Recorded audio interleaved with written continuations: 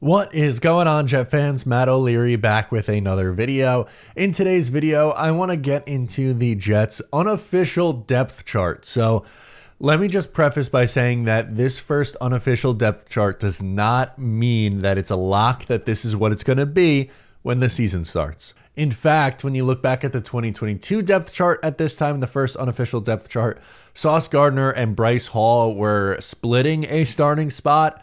Don't know how they figured that one out, but they did.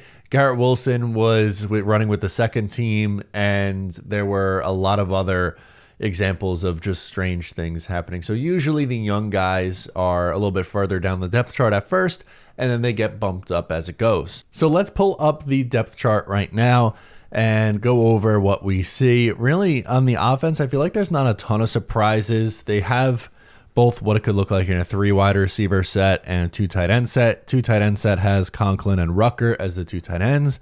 No surprise, but at 3 wide, it's Garrett Wilson, Xavier Gipson, and Allen Lazard as the starters, with no Mike Williams yet. That is not crazy surprising, although I think we've seen Jason Brownlee rise up a little bit. Malik Taylor's had a good camp, so him rocking with the second stringers, not really a huge surprise there. Looking at the offensive linemen, the starters are valid. Like we knew what that was going to look like. I guess a slight surprise, Max Mitchell ahead of Carter Warren right now for backup right tackle.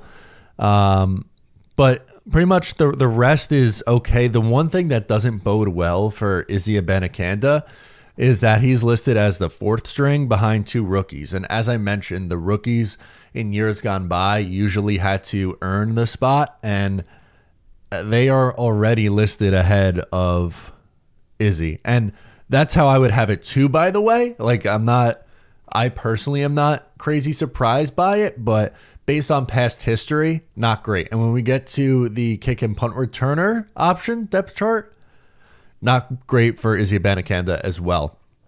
Moving on to defense, this is where things get slightly different.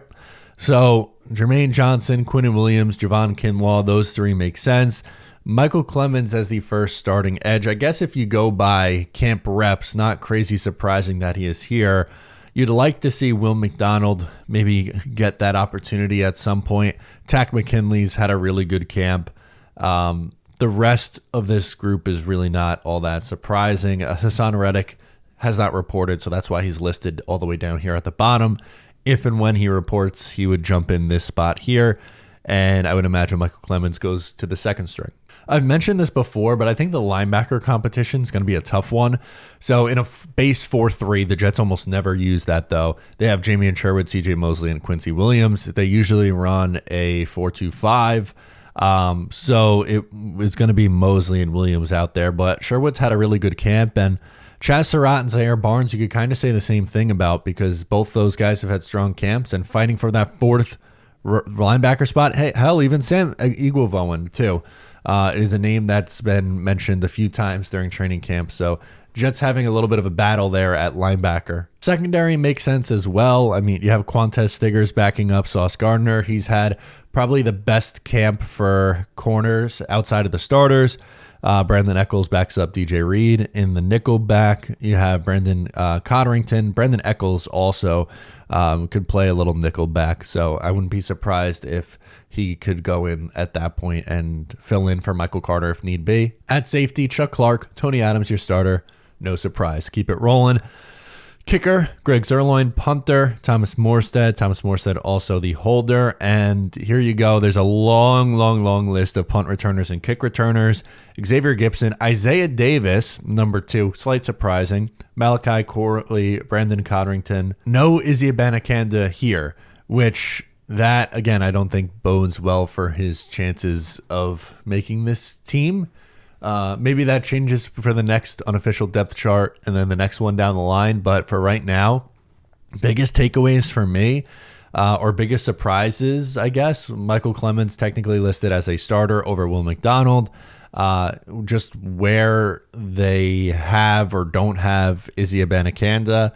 The rest I'm not really all that worried about, and I think it'll kind of play out as we go. But it would be nice to get guys healthy, like Mike Williams getting inserted back into the lineup.